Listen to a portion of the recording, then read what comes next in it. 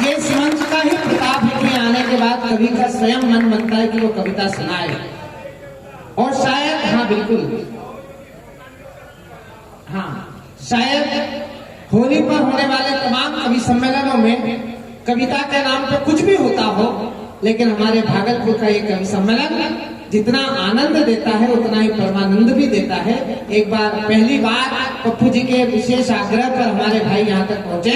प्रियांशु गजेंद्र को ताली बजाकर आदेशित करिए। एक फरमाइश इधर से आई है, मैं अभी ऊपर छोड़ता हूँ वो क्या सुनाते हैं, क्योंकि ये विषय हो गया।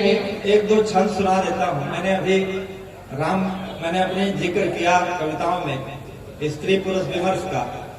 स्त्री और पुरुष दोनों समान हैं। मैंने अब तक जो कहा वो आप भूल जाइए, वो अच्छी कविता थी, लेकिन अब मैं उससे अच्छी सुनाने जा रहा हूँ। भगवान राम का भी प्राकाट्य का उद्भव का जो प्रारंभ यहाँ से हुआ, इसलिए मैं अयोध्या से आया हूँ। इसलिए मैं चाहता हूँ मैं भगवान राम के कुछ छंद आपको सुनाता हूँ। भगवान राम और सीता जी दोनों का जन्म और दोनों का प्रयाण एक जैसा हुआ है। ये संसार को ये संदेश है कि स्त्री और पुरुष सदैव समान रहे हैं और सदैव समान रहेंगे। स्त्री पुरुष के सम्मिलन से ही संसार है और घर है और परिवार है। भगवान राम का जन्म कैसे हुआ, सीता जी का जन्म कैसे हुआ, दोनों का जीवन कैसा चला, आप अपने जीवन में उसको झांक करके देखिएगा। एक बार तालियां बजा दीजिए, मैं बहुत अच्छे छंद सुनाता हूँ। राम अखिलेश्वर अलौकिक अनादियंतु रोम रोम राम में रमाई माता जानकी। वाह! राम अखिलेश्वर अलौकिक अनादियंतु रोम रोम राम में रमाई माता जानकी। जगत पिता है रघुनंदन दुलारे राम, जगत जननी मेरी माई माता जानकी। यज्ञ के पुनीत हव्य से प्रकट राम जी दो। श्रृंगी ऋषि वशिष्ठ बुलावा, पुत्र काम शुभ यज्ञ करावा। और यज्ञ से जो खीर निकली उससे भगवान राम का उद्भव हुआ। और सीता जी का उद्भव कैसे हुआ? या विश्वामित्र जी के राम अखिलेश्वर अलौकिक अनादियंत रोम रोम राम में रमाई माता जानकी। जगत पिता है रघुनंदन दुलारे राम, जगत जननी मेरी माई माता जानकी। यज्ञ के पुनीत हव्य से प्रकट राम जी दो, खेत की जोताई की कमाई माता जानकी। सरयू के नीर में समाये श्री राम जी तो, धरती की कोख में समाई माता जानकी। स्त्री और पुरुष की सनातन परंपरा कि विश्वामित्र जी के तप में तपाए गए राम, अग्नि के ताप में तपाई माता जानकी।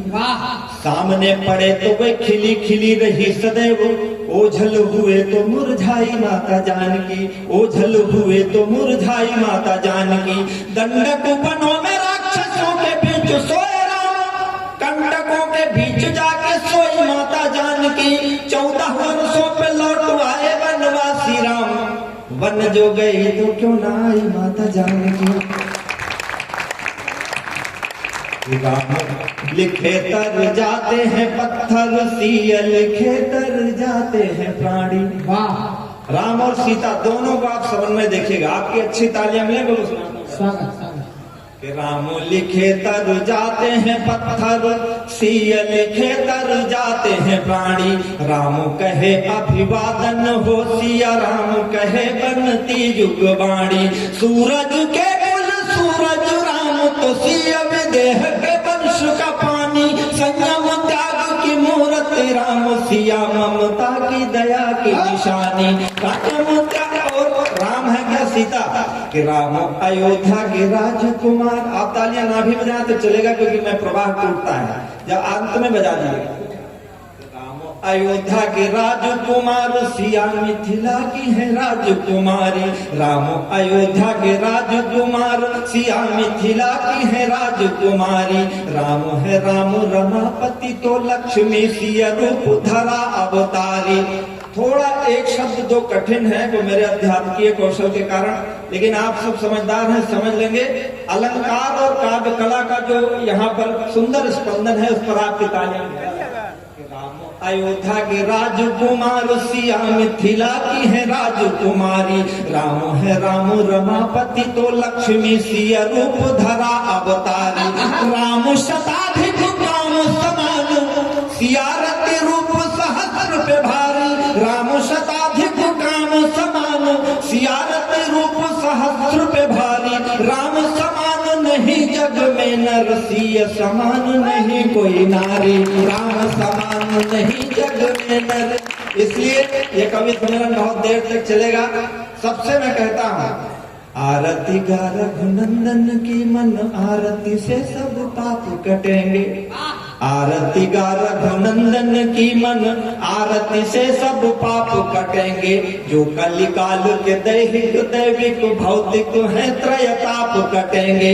राम सिया जिनके मन में, उनके मन के अभिशाप कटेंगे।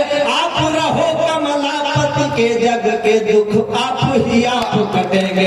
आप रहो कमलापति के, जग के दुख आप ही आप कटेंगे। अयोध्या में भव्य मंदिर बना, बहुत सारे लोगों के मन में पीड़ा हुई, लेकिन मैंने कार सेवा देखी। मैं बहुत छोटा था, मेरे घर से भोजन और जल मिलता था कि जाकर के बाग में बैठे हुए लोगों को दिया। हम लोग जाते थे पर उसका कारण नहीं जानते थे। अब वो कारण समझ में आया तो एक छंद में आपको सुनाता हूँ कि 5 सदी तक व्याकुल थी, अकुलाहट में नहीं सोई अयोध्या। अंतिम केवल 2 छंद सुनाता हूँ, मेरा मन है सुनाने का। 5 सदी तक व्याकुल थी, अकुलाहट में नहीं सोई अयोध्या। न्याय की आस रही करती, हंसती न कभी बस रोई अयोध्या। आस में सांस रही चलती, कभी आस न राम की खोई अयोध्या। राम को पा गई है फिर से, फिर राम जी पा गए खोई अयोध्या। राम को पा गई है फिर से, फिर राम जी पा गए खोई अयोध्या। आप सब विद्वान लोग हैं। अयोध्या कोई जमीन का टुकड़ा नहीं है, कोई भूमि का टुकड़ा नहीं है।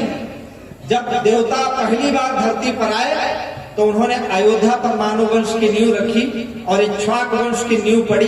ये अंतिम 4 पंक्तियां पढ़ता हूं कि अयोध्या है क्या। राम जी पा गए खोई अयोध्या, पुण्य प्रताप फला मनु का, धरती पर स्वर्ग ने बोई अयोध्या। पुण्य प्रताप फला मनु का, धरती पर स्वर्ग ने बोई अयोध्या। और भगीरथ ने तप के तप से अपने यह धोई अयोध्या। राम अयोध्या बिना नहीं राम है, राम बिना नहीं कोई अयोध्या। राम अयोध्या बिना नहीं राम है, राम बिना नहीं कोई अयोध्या। राम को पा गई है फिर से, फिर राम जी पा गए खोई अयोध्या।